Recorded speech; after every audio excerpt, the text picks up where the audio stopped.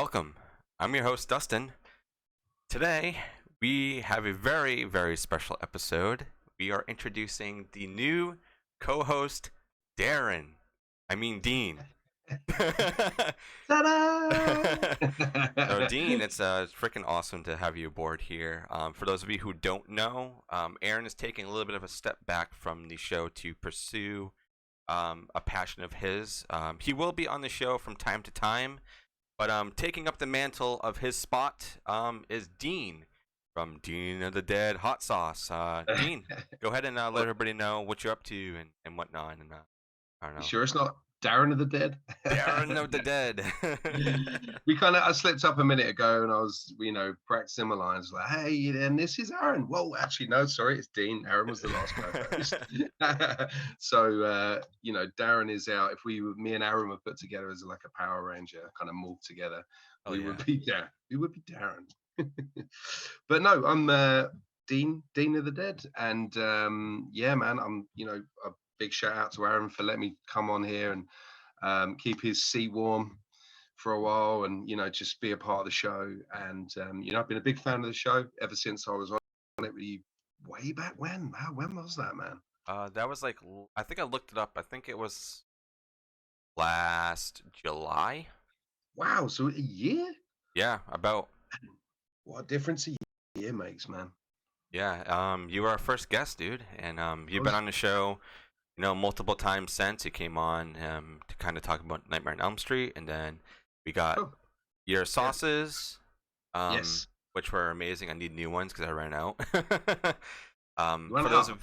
For those of you who don't know, Dean does make hot sauces, but his goal right now is trying to get a distributor in the U.S. so that he can start bringing his sauces over here.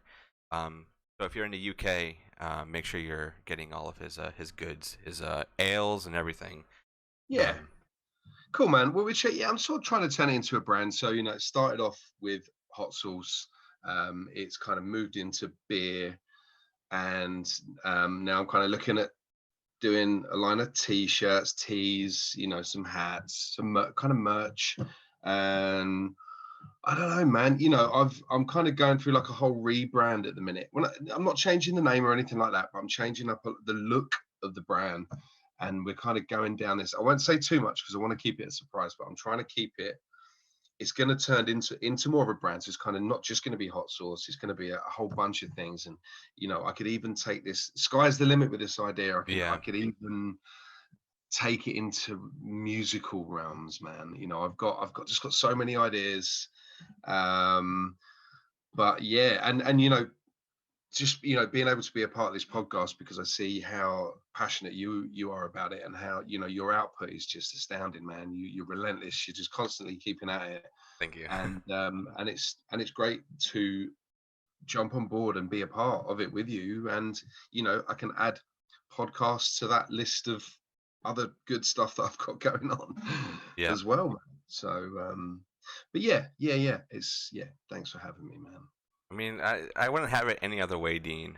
You were the first person I thought of when Aaron wanted to, kind of take a step back because I was like, I could do the show by myself, but if there was someone I would want to do it with, I would do it with you, man.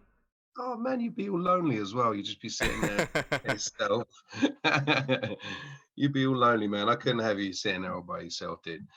I just, I hope I can do the show justice, and I hope that your regular listeners aren't put off by the sound of my voice.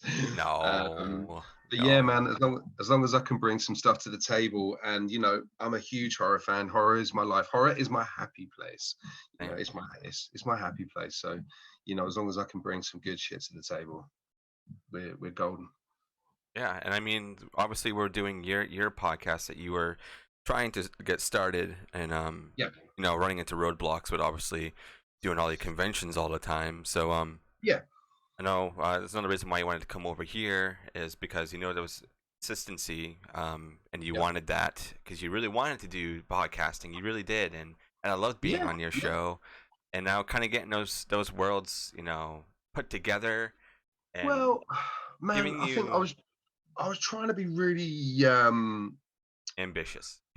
really ambitious, yeah. And I think I was trying to do too much too soon. I mean, I don't know. Like, I think if I had the time, I could have really worked on it, and I could have kept it going because it was getting a good flow. I think some of the shows were maybe a little bit too long. But I don't know. Like I released 3 episodes in like the space of a year. Yeah. And I was like, you're never going to build a fan base this way. So I just thought, man, do you know what? Yeah, if we can collaborate, which we are, then yeah, I can see my podcast itch getting well and truly scratched on a weekly basis. And it's great, man, because you do it right, dude. You know what you're doing, and you're so passionate about it. So it wouldn't have been any other way for me, as well. Like, I'm honored to be a part of the Baron's Hideout podcast, man. Yeah, and I'm happy to have you because I say it all the time, but I do owe a lot of what has happened in my life to you. Ever since getting you on the show, getting to know about you, then also having you here in the States, showing you Yes. around, and now having you part of my baby over here, and now bringing it to you. When I came over, Oh yeah, your New York mug. Yeah, I still have the ones that you got me. Logan loves his mug that you got him. It's great. We use it all the time. But yeah, it's awesome to kind of get both of these worlds put together, and two really strong friendships put together as well. So there's a lot of really really cool things in the works right now. yeah. It's gonna be crazy, guys. So for everybody who does support the show and listens regularly, it means a lot. And I really want you guys to give Dean a nice warm welcome and shower him in blood. Okay. um, what we have planned today for this episode, it's it's not a movie review or anything like that. We're kind of just laying it low for his introduction. We're gonna be doing our I think we said just top 5 favorite horror movies. I think is And I what. think of it as like a getting to know you episode. Yes, exactly. And who knows? Yeah. Maybe Dean's movies suck, and we don't want him on here anymore. Well, if you guys think the movies that I picked suck, I don't want to be on here. No, I'm joking. No, I feel like I've picked some classics. I don't think there's anything there that anyone would go, really? Well, maybe one, but I don't know. We'll come to that anyway. We'll come to that. But yeah. A getting to know you show, I thought, is a good way of describing this episode. Yeah, for sure. And Dean, like, I've been thinking about this all week since we really started wanting to go ahead and do this, and it's so, I don't know, surreal that it's happening right now. And having you on here as like the official next co-host, breathing a new life into the show. Because I've been doing is just mainly this interview episodes, which is not a bad thing, but the reason why we had a little bit of a I guess a halt in the movie reviews, it was just because of Aaron and his job and wanting to go in different directions. Which everybody does that. Everybody has their own life. There's no animosity or anything like that. He's just doing what he loves, and that's what I'm doing here. I'm doing what I love, and Dean, you're always doing what you love every single day for the most part. So I think when especially with something like what Aaron's doing, it's I guess you work all kinds of hours, doing his chefing and cooking and doing all that kind of stuff. His shifts are probably all over the place, man. And it's when you're doing what you love, it's tiring, because it takes up a lot of your time, and you do as much of it as you can, obviously, because you love it. So yeah, props to him, man. And as I say, big respect to Aaron, and thanks so much for letting me keep your seat warm, dude. Yeah. So it's gonna be a journey. It's gonna be a little bit for us to get our tires going a little bit, but we have some really really cool stuff lined up within the next couple of weeks, guest wise. So I could spill the beans right now, but I'm not going to. Save it. So yeah, this is awesome. But I think we can probably move into our top 5s right now. I guess we could probably start from number 5 and work our way down, and just kind of bounce back and forth, and touch up on the movies if we so please, or say that wow, your pick was fucking awful, or anything like that. Yeah, I guess so. Do you know what I think? Because I mean, when I picked these 5 movies, because man, it is hard to pick your top 5 greatest horror movies of all time. There's so many. You know, I was going through my collection. I was looking through lists of movies and just going, oh my god, but what about that one? Oh Yeah. shit, what about that one? I was like, but then you know, these ones I picked are solid. Like they are, you know, that some of them have been with me forever. Some of them are responsible for me falling in love with horror. Resonated with me throughout my life since I was a child, but I really shouldn't have been watching them because I Yeah. was not of age. But you know, come on, man, we all started watching horror at the age of about 6, 7, Yeah. 8, maybe. Um, but yeah, I don't know if I could put any of these in first, second, third, fourth, fifth position because I love them all equally. They're all number one. They're all number one. So I think I'm just going to kind of pluck them out and talk about them one by one, but they're all kind of my number ones in my top 5 number ones. If Okay. that makes Okay. sense. I mean, I can try and do it the other way if you want, but Oh man, but we do whatever you know is easier. I mean, if you want to run yeah, through your list, I'm very curious to see what yours are. So I mean, yeah, we can definitely start with you. You're new co-host, so you need to break the I, mold somehow. I don't think there's going to be, yeah, man. Well, I don't think there's going to be many surprises here for you, to be fair. I mean, especially with this first one, because we've talked about this before. I've been on the show talking about this before with you and Aaron. I've told you my whole, you know, peeing story Oh yes. about Miss next having a pee next to Mr. Kruger himself. So yeah, I mean, you know, if I was to pick a number one out of these 5, it would most definitely be this because this movie is such a huge part of my life, man. You know, I was obsessed with Freddy Krueger when I was a kid. When I was a young kid, I was just obsessed. I think it all stemmed from, and we have spoken about this before, but it all stemmed from my stepfather who worked in a video store, and it was always the horror section that I would gravitate towards because of all this weird and wonderful artwork. Most notably by an English artist whom I actually now know pretty well, called Graham Humphreys. He did some really cool cover art, you know, and you know like the Evil Dead stuff, and the Nightmare on Elm Street stuff, loads of stuff. Oh yeah. Return of the Living Dead, you know, you name it. Some of those classic covers, you know, by Graham Humphreys, and I was just drawn to them, man. The colors and the images and the crazy shit that was going on, and in particular, it was the Nightmare on Elm Street one. And I would question my folks about, you know, my mom especially, like, who is this guy? What is this? I want to watch this. I want to say, she's like, you're not gonna, you can't watch that. You know, you can't. Yeah. I used to go on and on and on about it, and then when I go and visit my grandparents, you know, they would take me down a video store and say, "What do you want?" You know, and I'd always, I want this, and they'd be like, you know, is that all right with your mum? Yeah, it's fine. Yeah, it's completely fine. Yeah, I talked to her about it last night. No problem at all. And from the first watch, I was just obsessed with Freddy Krueger. I was absolutely obsessed with him. You know, just he scared the living bejesus out of me, but he was just the coolest MF on the planet, man. You know, and I've met him a fair few times now. I found this really cool print actually, which Oh I came shit. across earlier on that he signed That's for me. big too. Wow.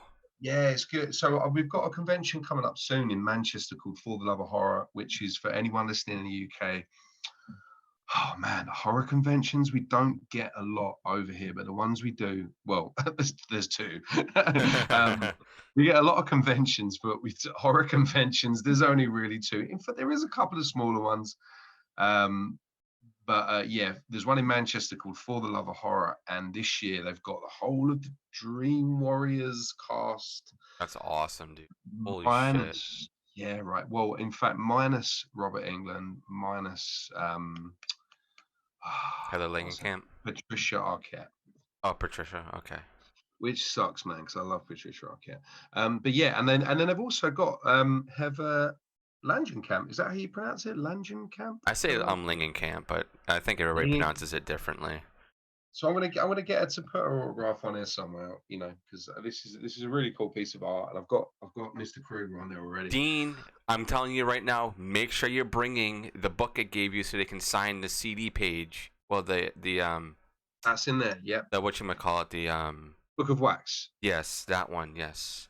Yeah, Um, absolutely. just be careful when you sign it that you keep the page open for a little bit, or bring some things Oh to yeah. put over it. So if you close the book, it's not gonna smudge. Oh, don't worry, man. I'm an avid autograph collector, dude. I've got a huge collection of autographs, and yeah, I'm well, with posters and stuff. You have to Yeah, kind of walk around the convention with that and rolled up for a little while, and everyone's going, "Let me see, let me see," yeah. Like Um, almost all these I yeah, have over here have some sort of signature on it. awesome. A couple of comic books I have over there. Yeah, Yeah, so I have posters everywhere. Over here are signed. I need more, but I don't have enough fucking space. You know? I dude, mean, like I know. on the other side of the camera, like it's all bare wall, and I would love to, put more stuff over there, but it's like you guys aren't gonna Yeah, see it. So there's no point. yeah. You can just kind of switch them around every now and again and just see if people Yeah, notice. Like, hey, where's that motionless in white poster gone? It's now been replaced with I don't know, so something much else. good stuff over here. So yeah, man, this A Nightmare on Elm Street, and I love every movie that after it. I love 2, I love 3, Dream Warriors, I love 4, especially. I love 4. Dream Child is probably the weakest one out of all of them for me. But then 6 is right back in there. 7 is freaking great, man. I just love all the Nightmare on Elm Streets. We won't talk about the remake. I was just gonna ask you. Yeah, you love the remake too, right? Well, do you know what? I'll tell you what. It's entertaining. It's an entertaining movie, but we cannot call it a Nightmare on It's Elm not a Street. Nightmare on Elm Street. No, it should have It's just been not like, called like Elm Street or something, with yeah, some man. sort of loose tie into it. It's just like, some films you just can't remake. And I think when, it was of a time when the character Freddy Krueger first came out, he scared the shit out of people. In 2010, I think it was when that one came out. I could be massively wrong, but I I feel think like it, it I was. think it was around that time. Yeah. You know, the world had changed, man, and things weren't so. I don't know, like Freddy Krueger wasn't scary to the younger generation anymore, like it was way back when. When the times were different, and it was just like where the creation that Wes Craven had, and just all the effects and stuff. It was of a time in the 80s. It was just perfect. 2010 didn't had the same effect. It didn't change. It didn't scare the shit out of the new Yeah. generation. It just didn't do it. So I I don't know, man. They should have just left it well alone. Like a whole bunch of movies that I really fucking hope they never remake. Labyrinth, man. Don't ever touch No, they can't Labyrinth touch that one. It'll be because all CGI, dude. this is what I'm saying, and it would be absolutely horrendous. And you know what? There'd be no David Bowie. Yeah, yeah. Who would play that part? I can't think of anybody that would do Oh, they'd that. probably get someone like fucking, I don't know. I don't want to say it, but yeah, no. Um, they'll probably get someone like, I don't know, some rapper or something. I don't Yeah. know. But what else? Oh, I saw a trailer for the new Interview with the Vampire remake. Yeah, that's gonna be a series now, Oh right? right. Oh god, man, it I think just it's a looks. series. Like, I don't know if that's something that should have been touched, but No, man. No, I mean, it I is what don't it know. is. I don't know. Maybe it's going to be great, but the trailer wasn't. I don't know. I don't know. I don't want to shit over something if I haven't seen it because that's not fair. But Yeah.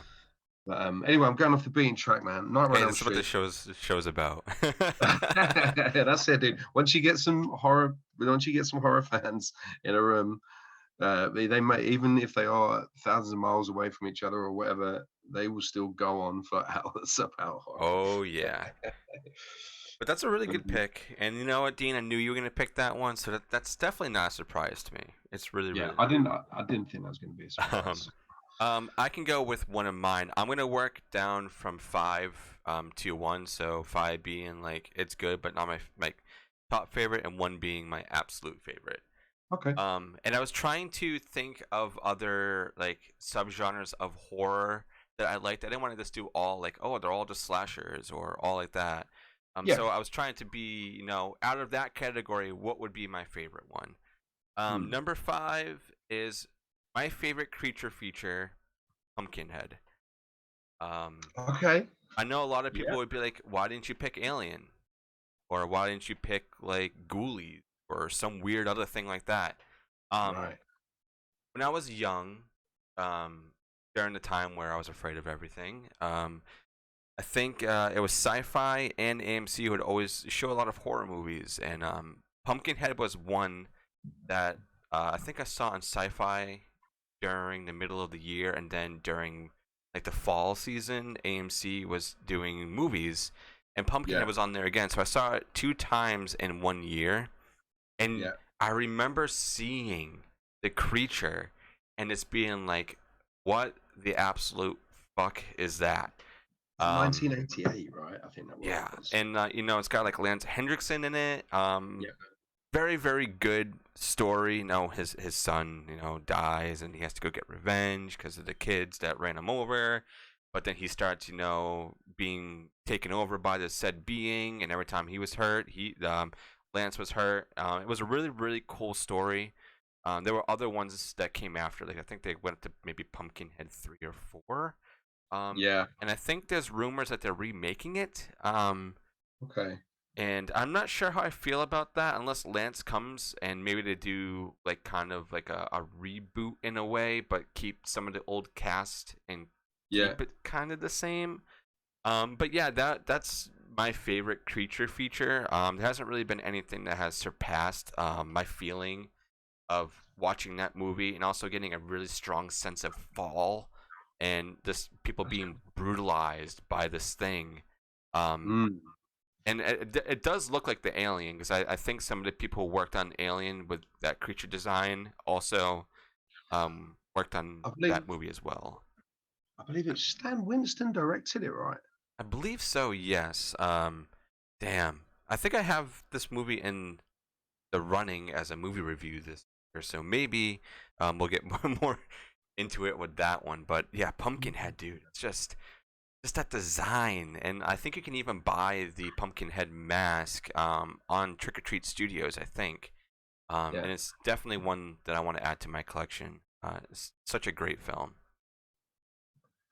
I look forward to doing the review of that. It's one of those movies that I watched ages ago, Yeah. and I can't quite remember it, I guess, as well as you can. And I've got it back there. It's back in the vault.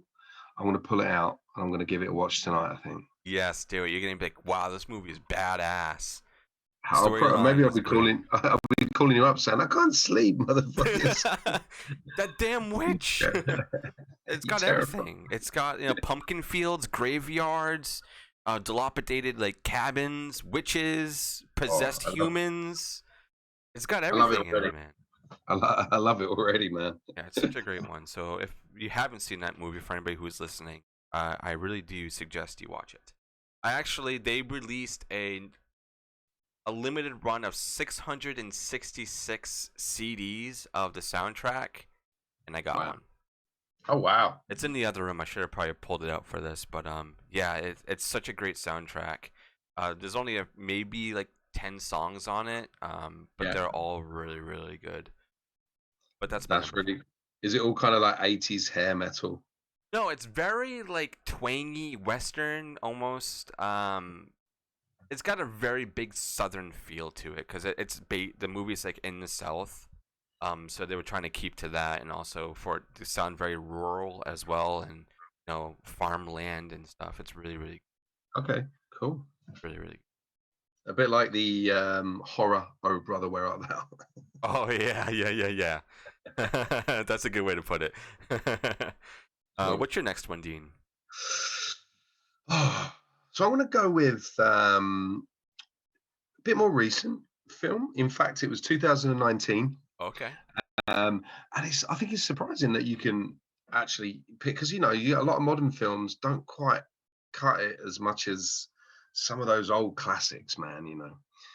But 2019, now I'm a big fan of obviously Halloween, but I'm a big fan of every Halloween scare mazes, scare attractions, and haunts. I think in the Yeah. US, I think they're better known as haunts. We had that conversation before. Haunted houses is the best way to put it for me. Haunted houses, yeah. And I'm a big fan of movies based on Scream Parks, based on haunts. There've been some really bad ones. There've been some good ones. Funhouse. Toby Hooper was pretty Oh, that decent. one's so good. Oh my There was god. That's pretty cool. There was a house It's that on Shudder. October built. Was it Yeah, that's House that also a October really good one too. And I built? think there was a Yeah. sequel to that. Yeah, called Blue Yeah, Skeleton. something like that. I have yet to watch Blue it. something. Yeah. I can't remember. I think it's called the Blue Skeleton, something like that. There's been, what was it? Hell, man, what was the one? Hellfest was a really Yeah. good one. There's been a few, but my favorite, and I'm gonna say this is why I'm putting this in my top five, because I think I've watched this movie so many times. I can just watch this film on repeat, and I still get the same feeling from it, which is that feeling of dread. Yeah. Because I love going through haunts, I love going through scary attractions, and if anything like what happened in this movie, I, Haunt. I haven't actually got a copy of the DVD or the Blu-ray here. I don't think we can get it here in the UK. I think we have to order it on import. I've got it on Amazon Prime. Well, let me know and I'll grab you one. So when you come over here, I can give it to you. Oh man, that'd be awesome. Yeah, I've got it on Amazon Prime, but I'm a purist, man. I like to have the physical copy in front of me. I think it's still on So Shudder as well. I don't know if it's on Shudder in the UK or not, but not 100% sure.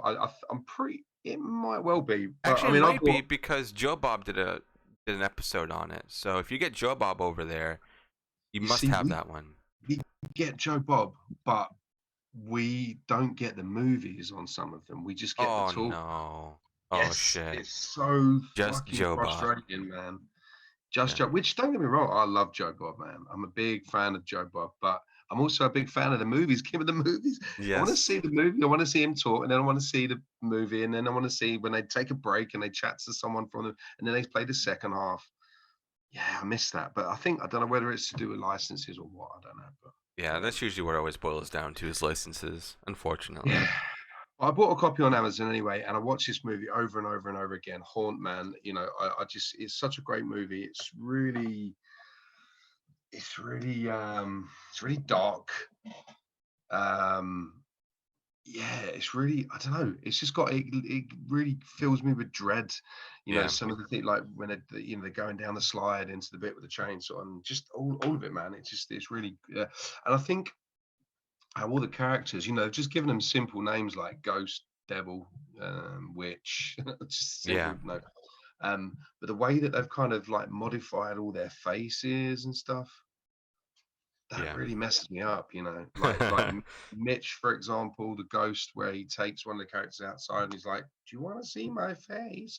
And that's a guy we need to get on the show, Cheney Moreau. He plays that character. Do you want to see my face? And then he pulls the sort of robe off, and I think he kind of hacks him to death. He kills him with a hammer or something. And then you look up and you see his like kind of face all mutated, like they've just modified their looks. Oh man, it's just like, wow. That, to me, that's creepy. That's weird. That's Yeah. scary. Yep. So yeah, that movie has made it into my top five because I think it's brilliant. Yeah, it's a very, very good movie. And a lot of people still kind of talk about it very, very highly, which they should keep doing. Mm, Especially since Joe Bob showed it, so it even like widened the range of people who haven't seen it and yeah. now have seen it.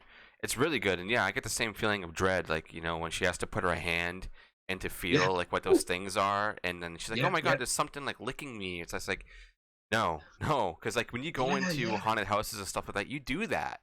You put your hands in things, and you're just thinking like, Yeah. Yeah. what Exactly. if my hand just gets chopped off right now? Yeah, and that's kind of almost what happens. I don't want to give too many spoilers away, but no, this is a spoiler really. But just she pulls her hand out, and she can feel something. She doesn't quite know what's happening. She pulls her hand out, and then all of a sudden you just see all these the blood, like where they've obviously sliced them with little razors, Yeah. and it's like, oh man, it's just Ugh. it's No, just it's thank just you. dark. It's just creepy. It's dark, man. It's a really really like intense movie, Yeah. but a lot of fun at the same time. It's colorful, it's fun, it's set in a haunt. It's going to be fun, it's going to be colorful, but yeah, it's the right amount of fun and horror and darkness for me. It's cool. Yeah. Very Really, cool really movie. good. Oh Right, man. boy. All right, on to my number four. This is another subgenre. This is a horror comedy, and it's gonna be Evil Dead 2. Oh, So as a horror comedy slash like reboot slash sequel slash whatever you want to call it, it's so good.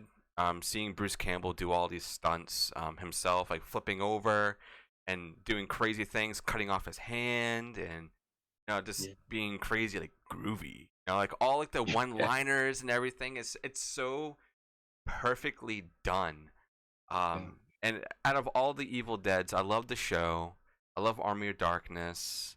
I love the first one. I really hope that Evil Dead Rise Mm, keeps up the momentum. I love the remake that was in 2013, I think is when it came out. That one was really good. Even though a lot of people going into that were very like, I don't know, but they did a really, really good job of keeping it very dreadful and just yeah, really batshit crazy. But yeah. Evil Dead 2, I think, really helped push along the horror genre in ways just like how the original did with Evil Dead. It really helped, indie filmmakers realize they could do this with like barely any budget, just get some friends together. And that's what they did with Evil Dead 2. They brought like all the same people back with a little bit more money, some backing, really pushed boundaries even more of blood levels and just how animated characters can be, because Bruce Campbell's a very animated person He is. in Yeah, his face, and this he proved it in his body as well, that he could just do anything. Because this I think was after Maniac Cop and Maniac Cop mm, 2 and all the other stuff. So he had a lot of stuff underneath his belt. And Sam Raimi as well, had a lot more films underneath his belt, and also with yeah. working with other people. So yeah, Evil Dead 2 is a number four spot, and I think a lot of people will probably be like, yeah, that definitely belongs if not a top five, a top 10 list of favorite horror movies. I met Bruce Campbell recently at a con, and I can say that he is just as animated in real life and larger than life. He's such a larger than life character. Like when they kind of brought him from out the back, the green room, I guess, where all the guests are before they bring him out for convention fans. He's kind of he had to walk along like a bridge. And he kind of walk out. He's like, "I'm here, baby. I'm here." And everyone's Yeah. screaming and they're going crazy. And he's kind of walking along like, he's just full of. He's such a character. Such a character. I've got a question for you, man. So Evil Dead Sure. 2, Evil Dead 2 is like very slapstick comedy, isn't it? There's Yes. a real big slapstick comedy element. Do you think that was intentional? Do you think they wrote that into the script? Yeah. Or do you know if they wrote that into the script, or was that just as they were filming it, they were like, I mean, I guess they must have done because, Yeah. like, when the deer's head comes to life and it's kind of like, laughing at him and everything. Yeah, no, they definitely did, because Sam and Bruce are very big Three Stooges fans, and that's why Right. Shemp is like he calls like the animated people like Shemps, That and makes a that's lot of like sense. kind of like a nod to the Three Stooges. So yeah, definitely they are 100% well aware and definitely put that into the script, and probably added things that are outside of the script to be like, Bruce, I want you Mm, to go as crazy as possible on this one. I want this to be, you know, borderline comedy, borderline more comedy than horror, but also still shocking enough for people to be like, what the fuck did I just watch? With him like cutting off his hand and his hand doing all these crazy things all the and lamps laughing at him, all yeah, of, yeah, like yeah, like that is. I remember when I was watching it, sorry, for the first time, and just the whole house comes alive, doesn't it? The shutters, yeah, it's all light, and then the deer's head, the taxidermy on the wall comes alive, and literally, and then he's kind of like batshit laughing, when he's kind of looking up to the sky, and he's kind of like he's losing the yeah. plot, and there's kind of no real dialogue, because it's obviously just him and just all this craziness going on around him. It is absolutely bonkers, It but is. there's nothing else like it, is there? No, not really. I can't really think of any other movie that was trying to top that or even come anywhere close to it, because just the cast and crew that was on that film. I Mm, don't think anybody could really. outdo that. Like if you were to try to do it nowadays to get to that sort of like comical level, I don't think it would go over too well unless you had Bruce and Sam a part of it. Yeah, Unfortunately. and it'd have to be cast well. I mean, if they Hmm. was to bring anybody else into it other than those guys, because I know I find sometimes nowadays when they try to do stuff like that, it just comes across as more irritating. You know, Yeah. Bruce Campbell's just got a charm, man. He's got it. He's got something about him where he's not trying to take himself too seriously. But I don't know. I don't know. He's yeah. Even like in Ash versus Evil Dead, he's Oh, just so so good. lovable. He's so lovable, isn't he? Like he's such a douche, but he's so lovable. Yeah. Like You want to love to hate him, you know. yeah, but you just love him. He's such a dick, but he's so cool, you know. Yeah, but yeah, I get that one, man. Evil Dead 2, yeah. Yeah, and it's also cool too because it is released the Evil Dead video game, which they had all the OG people in the movies do all the voice acting. Bruce voice acted for all of the separate Ashes and everything. They had to, everybody from Ash versus the Evil Dead come on and voice those characters. It's really really cool. For those of you who are gamers out there, I like to play if I have time. That's definitely worth to pick up. I think it's only like 30 or $40 or something, and it has so much stuff in it. It's really really good, especially if you're an Evil Dead fan. Man, let me hear your best groovy. Groovy. Groovy. Groovy. Come on, everybody listening, and let me hear you say groovy. Groovy. Yeah, send in your audio clips. All right, man. So shall I go with my third pick? Yes, yes. And again, you know, these are in no particular order. Although, man, no, they're in no particular order. I love them. So this is gonna be it's a Rob Zombie movie, House of a Thousand Corpses. Okay. I wasn't I was sure if trying you were going to include that one, but you did. I was Nice. trying to think of a way to bring this in. Now I first went to see this. Now this movie had an effect on me when I first went to see it because I went to see it at a local cinema. I had a card where like we call it the losers card. It's like a Cineworld card, the losers card, because it's go to cinema as many times as you want. I don't know why it's the losers card. It's a brilliant card. But yeah. So I would because I was a musician, I'd be gigging a lot of nights. So that during the daytime, I'd have a lot of spare time to kill. And I saw this movie advertised, House of a Thousand Corpses, and I wasn't massively familiar with any of Rob Zombie's music even back then. I knew who he was, didn't really know a great deal. When I was like, yeah, please, I'll go along and take a punt on this movie. And man, I had to walk. I didn't walk out per se, but I had to step out the theater and just take a deep breath Oh, wow. and kind of try and process what the hell was going on. And I couldn't figure out if I liked it or not. And then I kind of went back in and watched because it was so fucked up, like Yeah. Fish Boy and all this. It was Dr. absolutely Satan. bonkers, like insane, and I went back in and I watched it, and then when she kind of goes underground and you got Dr. Satan and all that kind of stuff. I don't know. I kind of came out afterwards, and I literally was just like, "What the hell just happened?" I felt like I'd been taken on some kind of really mad, trippy roller coaster. And I got to say, I didn't love it instantly. I think it's when I kind of started to understand, and I listened to Rob Zombie's music, and I watched a couple of his other films, and then I kept going back to this film, watching it over and over again, and all of a sudden it kind of clicked, and I found out like it was a complete labor of love. And I think I think I could be wrong. He filmed it over weekends or so, or he filmed it over like a certain period of time. I might be wrong, but basically there's a lot of props from his house. Again, I could be wrong, but I'm pretty Yeah, sure no, that's true. that's correct. There's a This lot of props from his house, yeah, and his relationship that he built with, especially as his movies went on, like with Sid Haig and Bill Moseley, all became sort of permanent fixtures, and his wife even, Sherry Moon. I know she gets a bit of 50-50, people love or hate her, but I think she's great. I love Rob Zombie. Again, I know he gets a bit of a mixed bag of reviews, but yeah, man, this movie's sort of grown on me over time more and more and more, and it's kind of made its way into my top 5 because just because it's so unique and it's so Yeah. different, and it was such a labor of love. And now I'm a huge fan of his music, and I've seen him live, and he was one of the best live shows I've ever seen. And he's such a horror fan, you know. And I remember watching the MTV Cribs of Rob Oh Zombie, yeah. and just like his house is like a haunt, man. His house is amazing, and I just find him such an inspiring dude.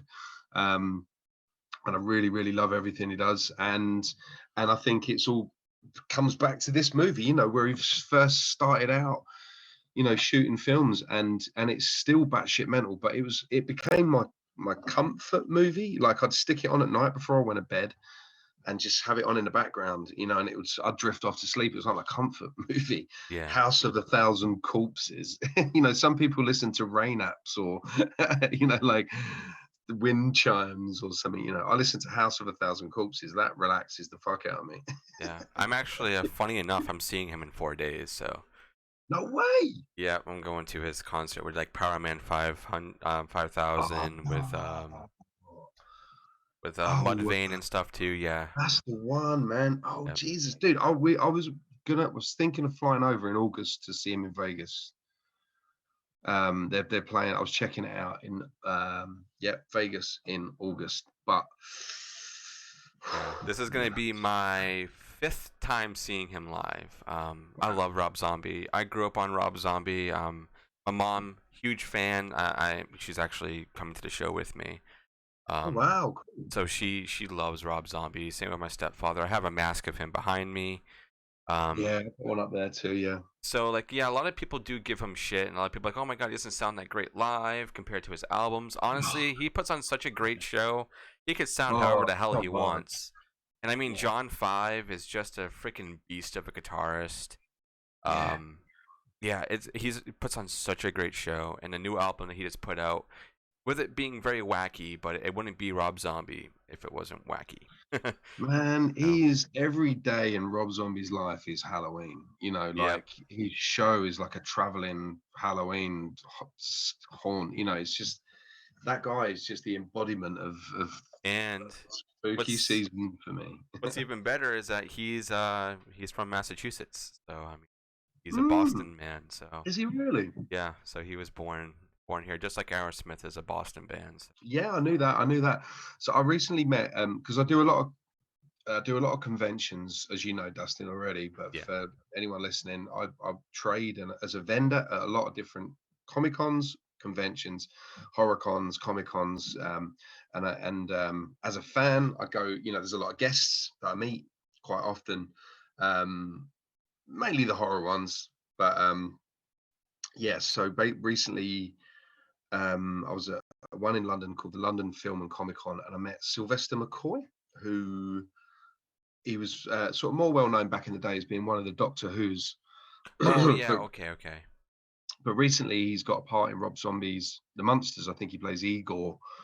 So that's the only reason why I went to get a signed photo from him, because I'm not massively into Doctor Who, but I thought I was in a Rob Zombie film, you know. So and he had some really cool Igor prints that he was signing. So I thought I'll go meet him and just kind of pick his brains a little bit about Rob Zombie. And he said he didn't really know anything about him. I think he said it was his son was fascinated by him. And like his son was like, "No, you have to do this. You have to do this. This is really cool." And he said he did it. He did a bit of research on Rob Zombie and his music and stuff. And he said, and I was expecting this cocaine fueled maniac. You know, it was just like surrounded by women and drugs and everything. And he said, what I actually found when I met him when I got there was this really sweet, chilled out vegan guy yeah, who was just so chill and relaxed and so, you know, professional and in the zone. He was like, I was really disappointed.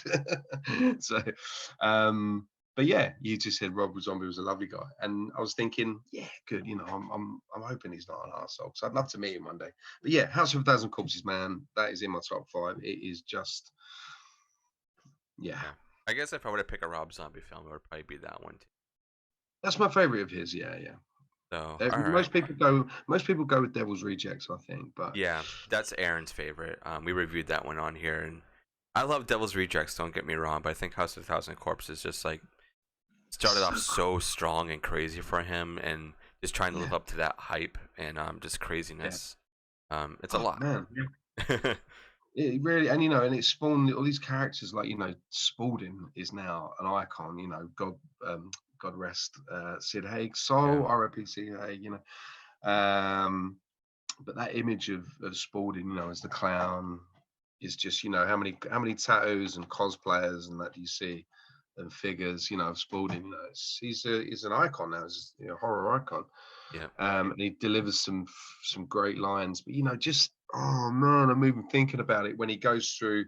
So they right at the beginning when they go into the shop, and he says something about you'd be surprised, son. Look around. Would I be surprised? He's Yeah. just got Yeah. all this shit crazy stuff. And then when they take him through, like when he takes him through the haunt of the Museum of Monsters and Madmen, it's just even that scene is just so. Oh man, and that's right at the beginning of the movie. It's just great. I love it. Yeah. Brilliant. Very, very good one. So good choice, Dean.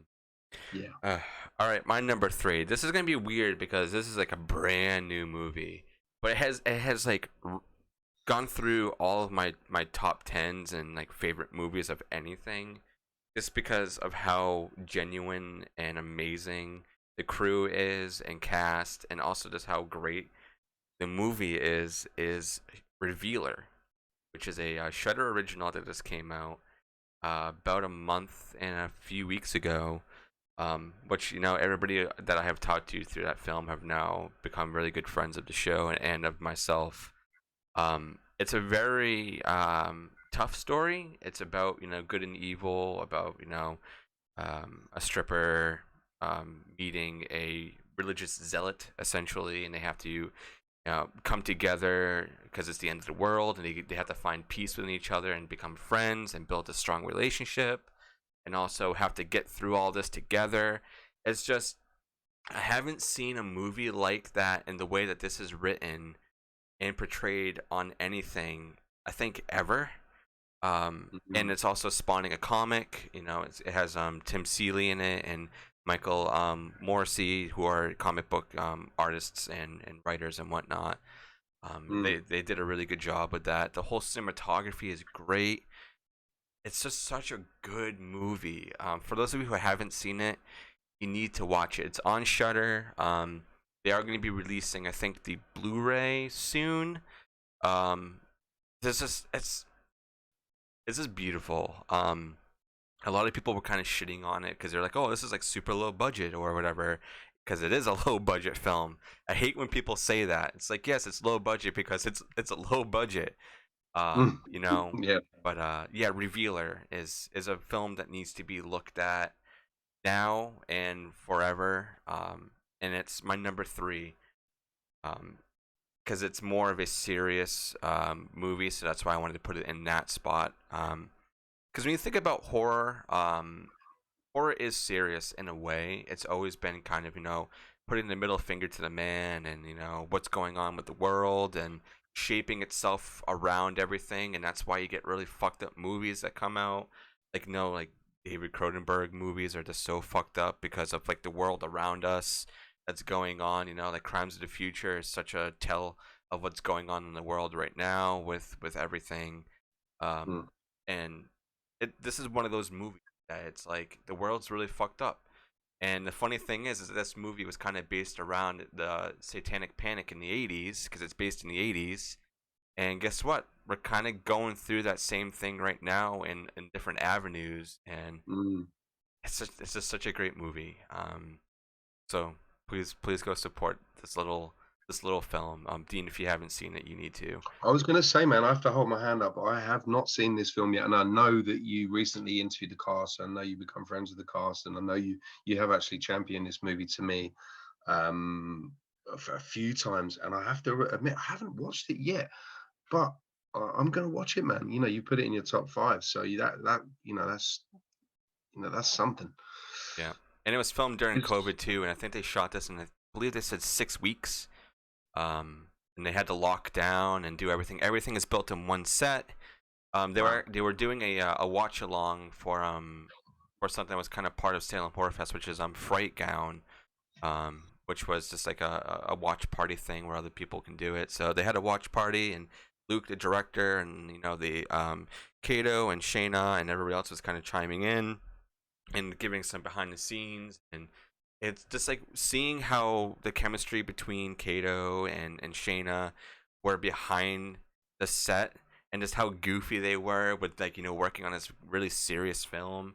And another reason why I think it's so good is because Luke, the director, came from a very, very religious family, and it was religious when he was younger. And now he's recently broke out of it. So he put a lot of himself into this, and a lot of what was dealing with when he was growing up. And when you watch this film, you're gonna be like, "This is from 1987. This feels like it's what's happening right now," and that's why I think it's really, really powerful. And damn, out of all the movies I've seen this year, like X, like you would think that would be my favorite one. No, this movie, a little old movie from middle of nowhere with a very small cast, very small budget, really fucking blew everything out of the water for me. Wait, it's a low budget film? No, I'm joking. Yeah, yeah, very, What do very. you say? It's a low budget? Oh no, I'm joking. Dude. I no, honestly, I'm gonna go away from this episode a bit later, and I'm gonna, well, I'm gonna watch these. I probably won't because it's quite late. But Revealer, Pumpkinhead are they're chalked up on my to watch list. Yeah, I'll keep bothering you until you get it done. I have seen Pumpkinhead, but not for a very long time. I need a refresher on that one. But most definitely Revealer, man. Yeah. Yeah, comic book comes out August 31st. Cool. Can't wait for that.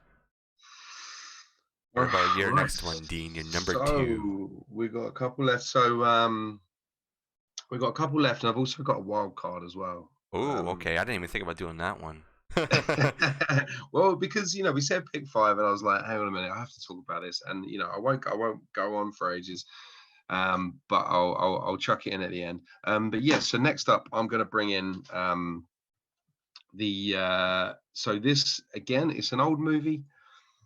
It was a TV movie, made into a TV movie, and by one of the undoubtedly greatest, or the greatest horror writer of all time. I think I know what you're going to say.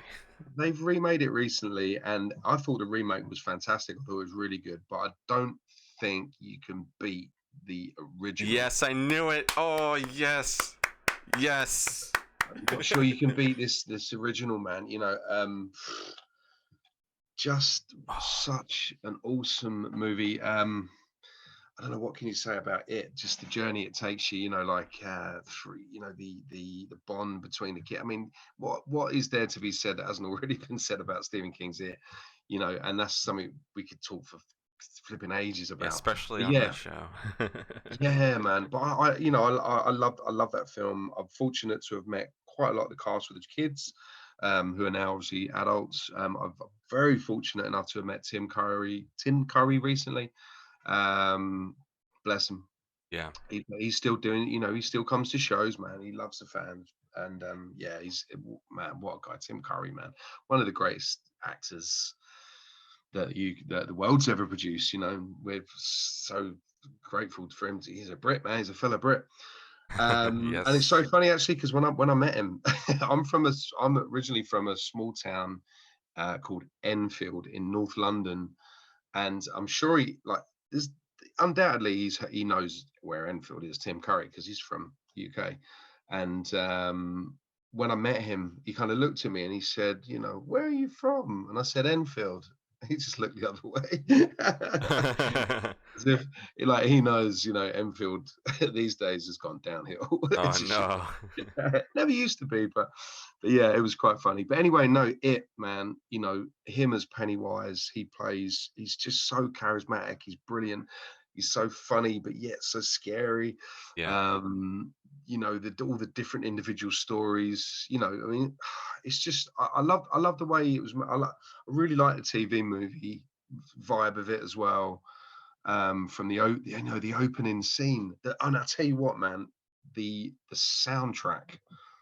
The whole score for the movie, the opening scene with the sheets flapping in the wind and the bike, the tricycle, and it's just, man, it's just brilliant. It's just brilliant. Yeah. I don't really know what else to say about it. I love the remakes. I thought remakes. Andy Muschietti. Yeah. That's his name, the director. Yeah, I think he did a really good job. I think it was well cast. Really enjoyed both parts. But for me, it's the original. It's the original TV Yeah, I movie. mean, dude, I'm right there with you. I don't know why I didn't put that. Maybe that would be my my wild card would be it. Mm. Because I read the book crazy enough like 7 or 8 times, and it's huge. I have the soundtrack on vinyl. I have Oh, like all that gives me versions. shivers. The soundtrack, It's man. so good. I have I think almost all versions out for the film that are that you can get like 4K or whatever it may be. Mm. Rented it. My son loves Pennywise, even though he's never seen the movie. I think that might Mm. be a little too much for him, even the TV version, because I was scared shitless as a kid. It's Um, really creepy, man. It's creepy that the soundtrack plays a big part in that as well. yeah, Just it's that it's really really kind good. of. It's almost like that kind of "Are you afraid of the dark?" kind of like, Yeah, kind of like. Oh, it's weird. It's yeah. It's so good. I love it. I was kind of And afraid that you were gonna say Salem's Lot, because we reviewed that one on the show recently, and man, it's yeah, not that great oh, that I remember. the new one. No, the I thought you were gonna talk about the original one, like the Oh, TV okay. Yeah. one, because No, yeah, I'm very excited for the remake to see if they make things a little bit better than the original did, but yeah, not that great. So if you go and quick, rewatch Salem's Lot, you're gonna be like, wow, this really sucks. quick Salem's Lot.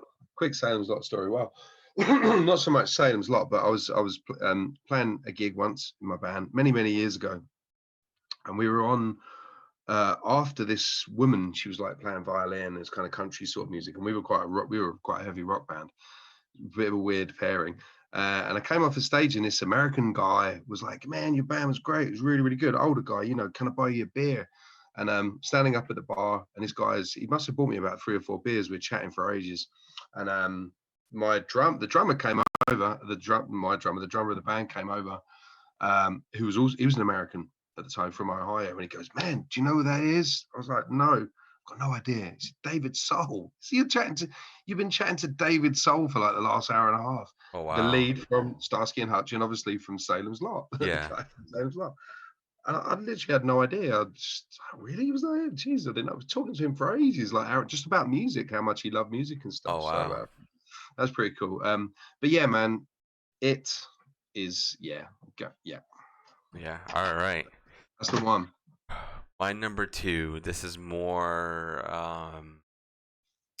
I guess, like spiritual and witchcrafty and Italian. Oh, Suspiria. oh, okay. The original, not the remake. A lot of people speak very high for the remake. I've seen the remake, and I don't know, it just doesn't vibe to me the same way as the original does. Um, it The was colors in the original. it's so good. Aaron and I know I've said this on here multiple times, but I saw Suspiria for the first time 2018 or 19 at Salem Horror Fest. They were showing it on the big screen.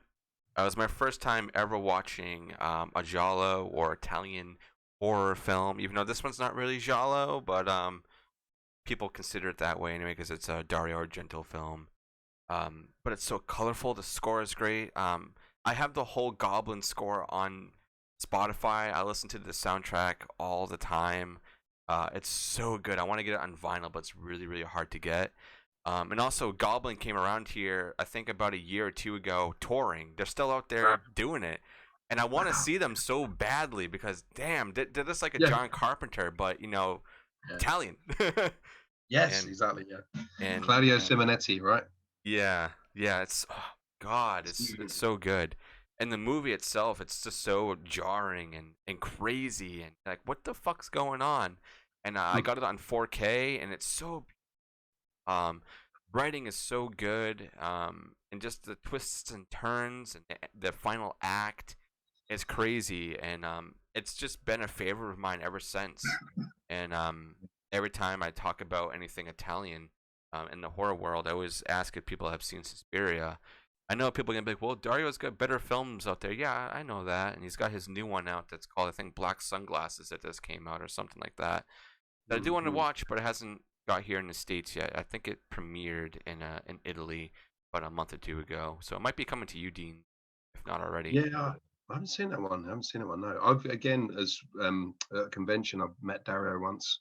Um, yeah, and he was lovely, man. Very cool. I've got some really good Italian friends who are massive horror fans, who are obviously huge Argento fans, and Yeah. you know they kind of introduced me to all the Giallo stuff like way back when. Yeah, and I can see that it is a great movie, isn't it? It's the colors in that Yeah, it movie was like for the me, just last spellbinding, aren't they? what's it called? Whatever kind of coloring they were using, I forget what it's called. Technicolor, that's what it is. The Yeah, last like big Technicolor film. yeah, And it's so good. So that's my number two. very arty, very Italian. Yes, you need to watch Suspiria if you haven't seen it. I mean, that was like part of like the trilogy that he was doing. After that was Inferno. I always forget what the last one is, but it was Suspiria, Inferno, and then another one. But Tenebrae, was that Inferno? um, Tenebrae I think was one of his last very big ones. I don't think that was part of the trilogy that he was doing, but I could be wrong. He's done so many movies. Yeah, yeah. But Have you Suspiria is the one that's always kind of stuck out with me just because of how crazy it was score wise and visually as well. have you seen his input in Masters of Horror? Have you seen Yes, this yes, yes. Jennifer? Yeah, I remember watching that show. It was on Netflix for about a year, and I Right. watched that one. And then listening to Mick Garris's podcast, Postmortem, he's always talking about Masters of Horror. And I'm like, wow, I grew up watching Yeah. all those. Yeah, yeah, yeah, Crazy. yeah. I remember playing Jennifer to a friend of mine once. Well, actually, one of my old housemates, and he looked at me. He went, "What the? What am I watching here?" Yeah. He didn't get it. You know, this kind of like really deformed-looking woman with this crazy face just ends up like just eating people. I think she eats the little girl next door, and she eats the cat. Yeah, it's nuts, dude. And then just kind of but then they just keep falling in love with her, man. It's absolute batshit, but brilliant. I loved it. Yeah. Classic there. So that's my number two with Suspiria. Now on to our number ones. Go ahead, Dean. Well, okay, so this film holds a special place in my heart. Really, really nostalgic. It's an older movie. Some people might argue that it's not horror, but it is horror. It's more sci-fi, yeah. But we're gonna go for James Cameron's Aliens. Oh, yes, yes. Oh, now this is a movie that's just way ahead of its time. I think it was 85 or 86 it was made or something like Yeah, it was that. like quite a while after Alien. Way ahead of its time, man. I thought it was, originally, like I was thinking, was it in the 90s, even the 90s? No, man, it's the 80s.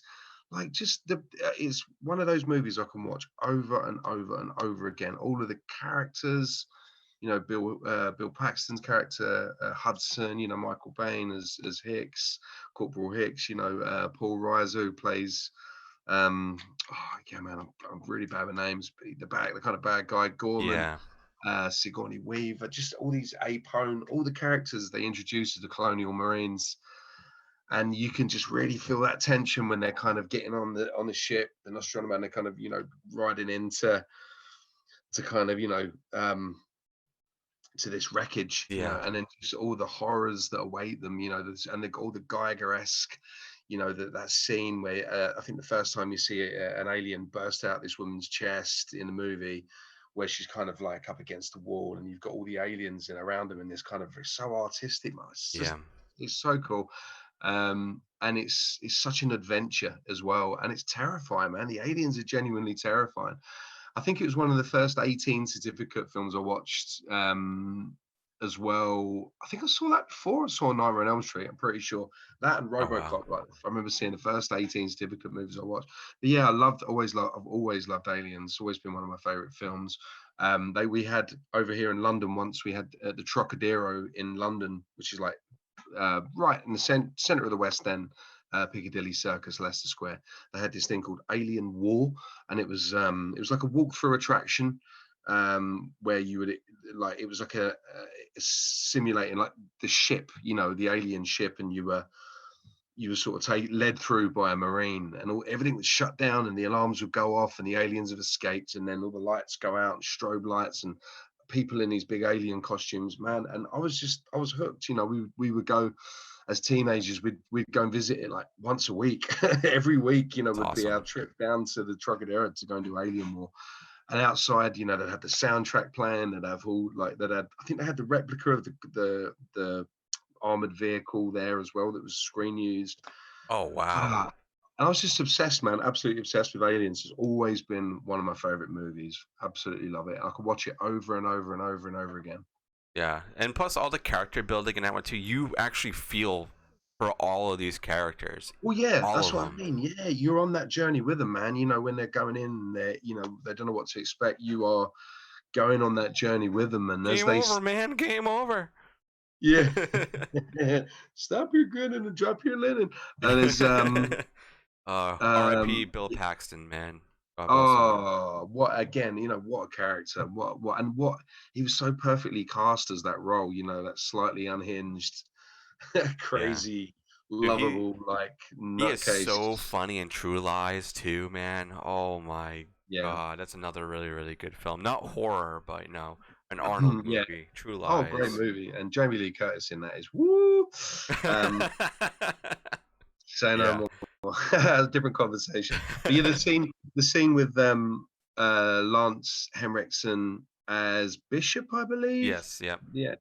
And you know, with Bill Paxton, where he kind of puts his hand, that classic scene where he's got his hand on the table and he does the The thing with the knife. knife, Yeah. and he's super, you know, and then he cuts himself, and that's where Ripley discovers that he's a synthetic. You know, he's got that synthetic blood, Yeah. and it just, yeah, man, it's just such a good story. It's such a really good story.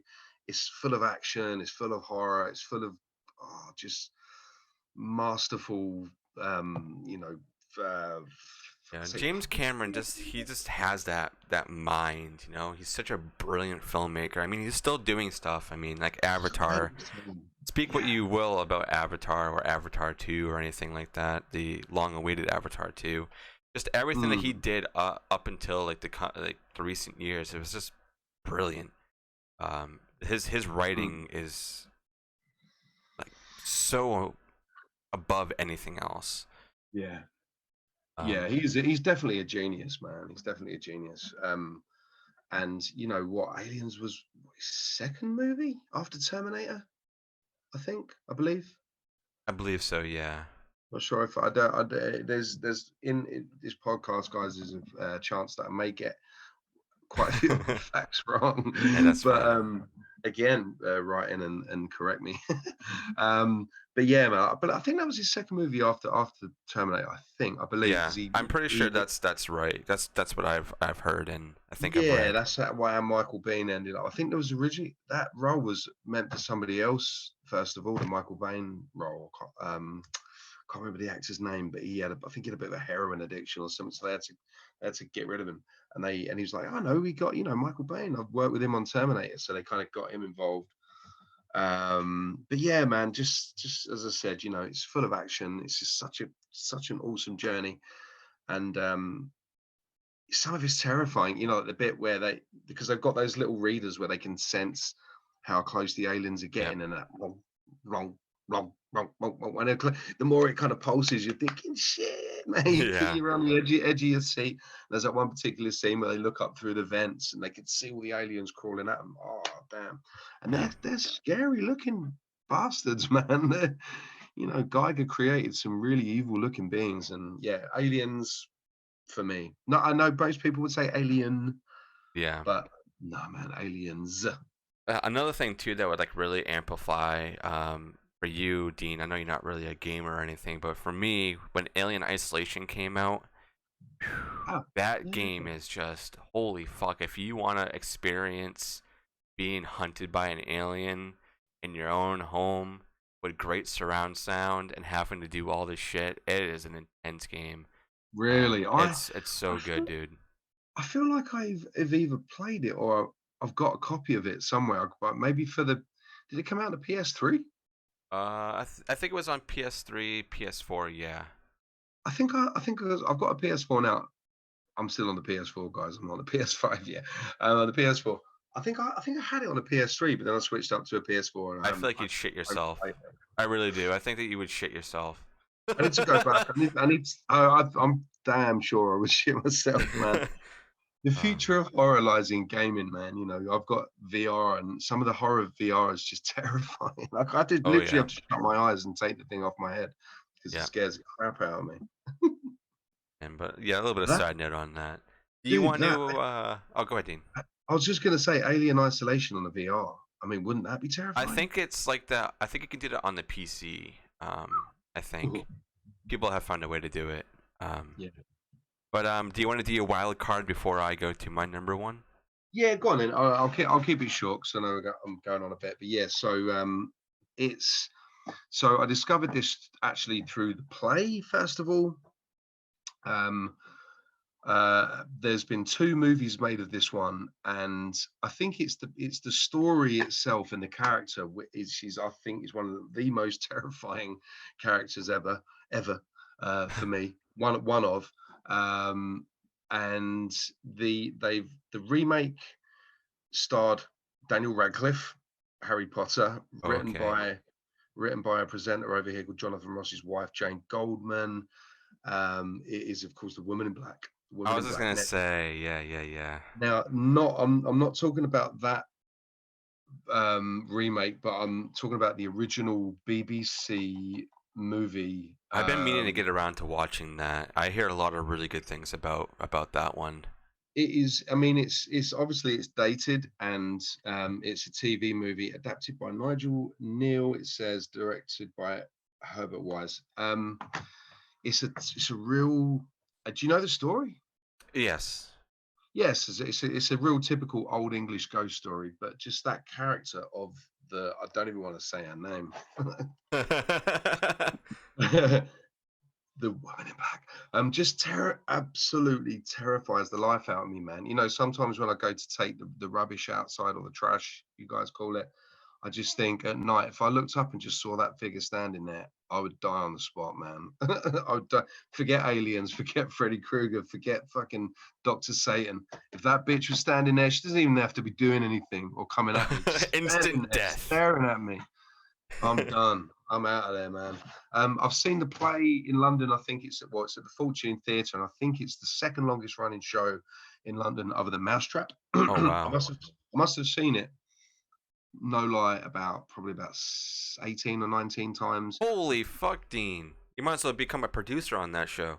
Right, man. And just a very, very quick story, and I'm going to hand it over to you. But just very quick story. So once, a friend of mine actually worked at an office above that theatre, and we were playing some shows just across the way. And he said, "Oh, I just got to run into the office quickly." You know, it was above the Fortune Theatre where they held the Woman in Black show. I just got to run and get something from the office, man, before we go and play the gig. You know, it was in the evening, so the show was taking place. And I was busting for the toilet. So I said, "Dude, is there any chance I can come up and use the toilet in the office?" He said, "Well, there's actually one if you go up the spiral staircase, you know." And the spiral staircase was actually the backstage rooms for all the actors in the show, in the play. So I've kind of gone up the spiral staircase, a real old, creepy spiral staircase in the Fortune Theatre in London, which is supposedly haunted anyway. Oh And nice. I've gone into the bathroom, into the toilet, you know, I've done my business, flushed the chain, come out, and who's fucking standing there, man? The Woman in Black. Oh god. She's just about to go down, you know, and do one of her entrances on the stage, you know, and she's just kind of looked at me and she's gone, "Hello." I would I'm be like, like, "No." ah! I'm like, "Ah." You know, you scared the crap. No, it's just the actress, you know, dressed up as that. But man, dude, honestly, it was like seeing the Woman in Black in front of me, for real. And it terrified the life out of me. And I was like, I'm never coming in this place ever again. So No, that's really funny. I love all these stories you have because you always have something crazy that's happened to you. And I that's could elaborate on that a little bit more, but I don't want to keep going on and on. So, but yeah, that's pretty much what happened, and it scared the crap out of me. all right. So No, this is gonna come to nobody's surprise, like at all. We're in the slashers genre. My favorite, Halloween, 1978. That movie the really, OG. um, I guess, scared me to the point of wanting to be obsessed with horror. I couldn't finish the movie for two times that I've seen it when I was younger, and then I finally sat down with my mom. We watched it.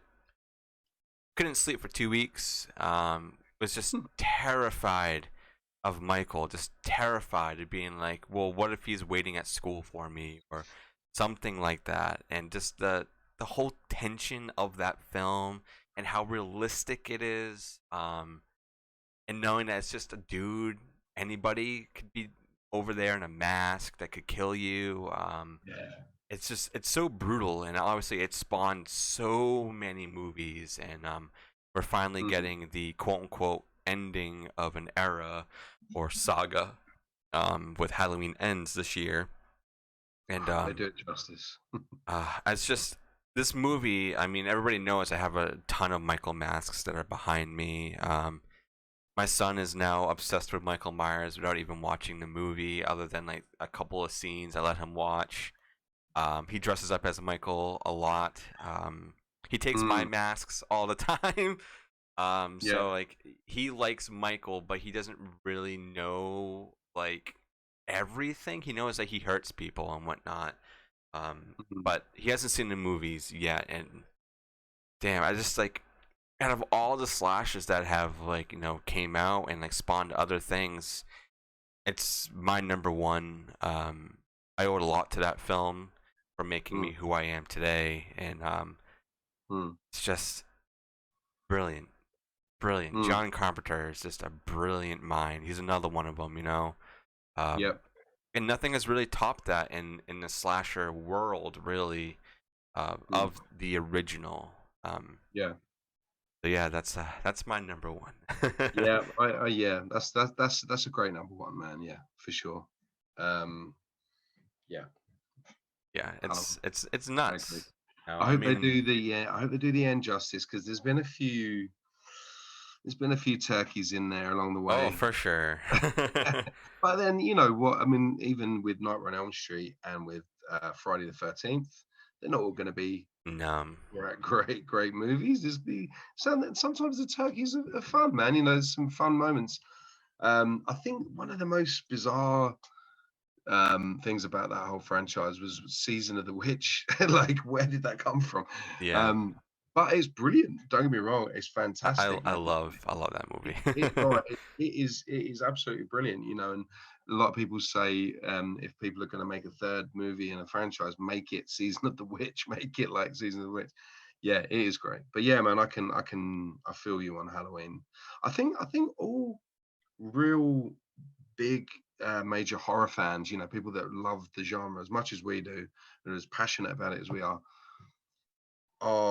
get into it or watch these things at a young age and they terrify us, but we're so intrigued by it as well. You Yeah, know, we're scared, we can't sleep for weeks and weeks and weeks and weeks, but we always go back to it because we want to know more about it, and we want to, and I think we just kind of grow up like that. You know, I mean, I guess I was the same with the Kruger movies, how you was with Michael Myers, but yeah, man, all classics. And thank God for the Cravens and the Carpenters of the world, man. yeah, for sure. I feel like we had some pretty solid lists. We were kind of all over the place, which was good. It wasn't just like one solid thing. So, Yeah, man. Yeah, definitely quite a broad selection, I'd say. Yeah. oh yeah. Now we got to Yeah. do our top five worst horror movies at some point. Oh, now that would be fun, man. That would be a fun one. Yeah, That would be a fun one. Although I hate putting the boot in stuff, but you got yeah, it. And you got. I don't want to be an arsehole, but yeah, that will be a fun episode. You know, we can be kind. We can be kindly mean. yeah. There's definitely a few stinkers out there, that Oh, people are like, oof, that's just not good. Oh yep, man. But yeah, yep, I think that's all that I really yep. have for this one. It was, this is mainly all for you, Dean, getting everybody to be familiar with you, and I think this is the best way to do it. Yeah, man, definitely. I agree. Yeah. Chatting about some of our favorite movies, you know. And man, as I say, once again, you know, hats off to Aaron. And to you for letting me come on and be the co-host. You know, I'm really excited about you know where we can take this show moving forward, and you know all the cool things we're going to talk about, and all the cool guests we're going to talk to. I already know some of them, and I'm Oh really yeah. excited about. I won't mention any of them, but yeah, man, you know, this sky's the limit, dude. And if it means we get to sit down and talk horror in depth, every week, I'm in. Hell yeah, dude. I'm I'm in. so excited for this ride, and I'm so happy to have you on. Because I talk about you to everybody that I talk to on the show, whether it's a guest or a friend, or even in a real life world with my actual friends. I'm always talking about you. Ah, And it's like I do owe a lot to you, and being able to oh kind man. of pay it forward to you for extending your love for the genre of being able to actually sit down and just take some time away from your day and just talk about shit you love. It makes Well, me man. happy. Well, dude, it's like I said earlier on, horror is my happy place, man. It is, and it takes you away from everything. And every time I've done a podcast, whether it be on somebody else's show or my own one, I've never had anything but a good time. I always come away from it and just gone, that was great. Yeah, And I listen back to it, and I think, and I always think I'll go to work and I'll have it playing in the background and just listen to it, because yeah, it's like having your friends with you during the yeah, day. You haven't got to listen to other people's shit. You can listen to this. Yeah, man. And and the thought of having this every week, and just this whole body of conversations to go back on. It's almost like a time capsule of everything. And yeah, man, it's gonna be great. It's gonna be a great journey. I'm looking forward to it. yeah. And thank you for wanting to do this, and thank you for everybody who supports us and who's going to continue to support us and push things further. Both of our worlds are going to collide, and this is going to be massive, dude. It's going to be massive, and thank you for everybody who brought the show to where it is today, and thank you, Dean, for being that first guest and talking to us about the shit that you love and being able to meet you in person and all this awesome Yeah. shit. That's what we need to do, man. I need to come back over, and we're going to do the live from Salem Horror Fest, man. That's what we're going to Yes, do. dude. Oh my God, I gotta talk to you after we're done with this. I got to, because that might be possible. Oh, say no more. Zoop. But yeah, Talk after. this was such a great time, and thank you for everybody who was here, Dean. Every week, man. You Cool. got this. Let's do it. All right, so this is us signing off.